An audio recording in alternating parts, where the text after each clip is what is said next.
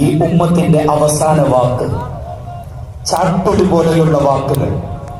ആ ഉറച്ച ശബ്ദത്തിന്റെ മുമ്പിൽ ഏതു എതിരാളിയും ഒന്ന് പതറിപ്പോകും.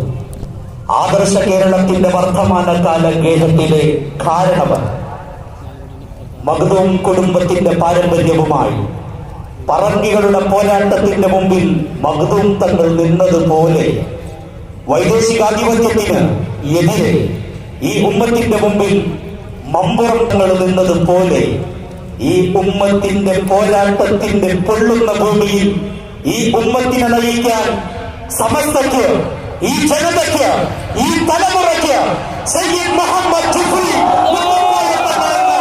ആ പാരമ്പര്യത്തിന്റെ പിന്തുടർച്ചക്കാരൻ ഉണ്ട് എന്ന ആത്മവിശ്വാസത്തോടെ 90-ാം വാർഷികത്തിന് അടവല്ലിച്ചിതറിയ കടലമാലകളുടെ ചാരത്ത് സമസ്തയുടെ ജനാധിപത്യം കണ്ട് നിയമപാലകർ പോലും പറഞ്ഞത് ഈ സദസ്സിനെ പുലർത്തുകയാണ്. കേരളത്തിൽ സമസ്തക്കല്ലാതെ വനിതകളെ സംഘടിപ്പിക്കാതെ ഈ ഒരു ജനാവലി സംഘടിപ്പിക്കാൻ ഒരു രാഷ്ട്രീയ ശക്തിക്ക് സാധ്യമല്ല. ഒരു മദ്യപാനിയില്ലാതെ ഇങ്ങനെ ഒരു ജനാവലിയെ സംഘടിപ്പിക്കാൻ സമസ്ത കേരള ജംഇയ്യത്തുൽ ഉലമക്കല്ലാതെ സാധ്യമല്ല എന്ന് ഉച്ചൈസ്വരം ഉദ്ഘോഷിച്ച് സുഭദ്രമാണ് സംഘശക്തി, സുശക്തമാണ് ഈ സംവിധാനം.